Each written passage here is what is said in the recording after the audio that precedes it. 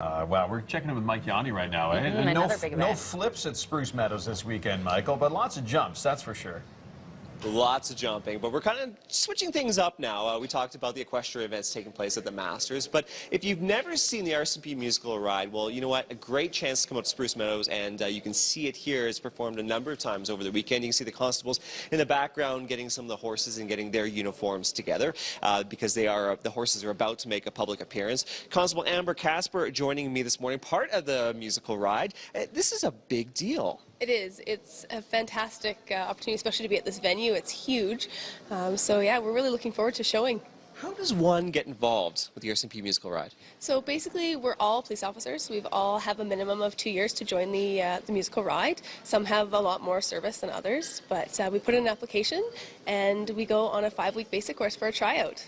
Okay. Yeah, so what happens during that trial? Is it pretty rigorous? A lot of people that show up actually have no horse experience whatsoever, so it's the first time being up close to a horse, and they put us through our paces for sure. They teach us how to, everything from tacking up to learning how to ride and start the performance. Now, rumor has it there's only one chance to get in. If you do not pass the course, what happens?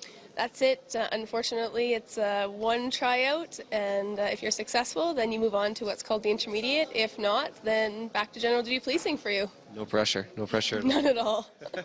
Now, when you're actually part of the musical ride, what happens to your policing duties?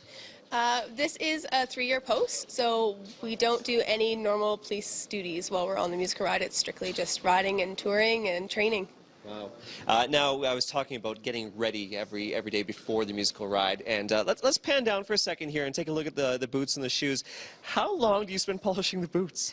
Well, we put at least a coat of polish on before each show, so that takes about 5 minutes for a quick buff up. But when we first get our boots, they have no polish on them, so that takes a little while to get them nice and shiny. You were telling me an hour earlier. Yeah, it can take about an hour from the very beginning. My shoes need a little bit of polish. Maybe you can help me out afterwards. It could use a little work, yeah. Now, something else that's iconic, and we're going to have to walk over here this way. I'm going to make cameraman Nick walk backwards here. But when you see the horses, they have an iconic maple leaf on their rumps, and we can see it right there. Now, some people think that you shave it in or something like that, but really that's not how it works. No, actually, all we do is we have this lovely stencil here, and we take a wet brush and we just backcomb the hair, and then we get that lovely stencil. Can you show us how it works? I'll show you how to do it. So follow you around. We'll use Elliot here as our example here.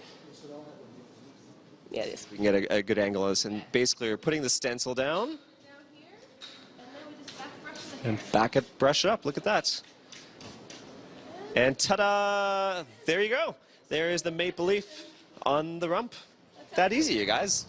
Very cool. Ready for the musical ride. Ready for the ride. Thanks, Michael. Yeah, I didn't know that. Fantastic.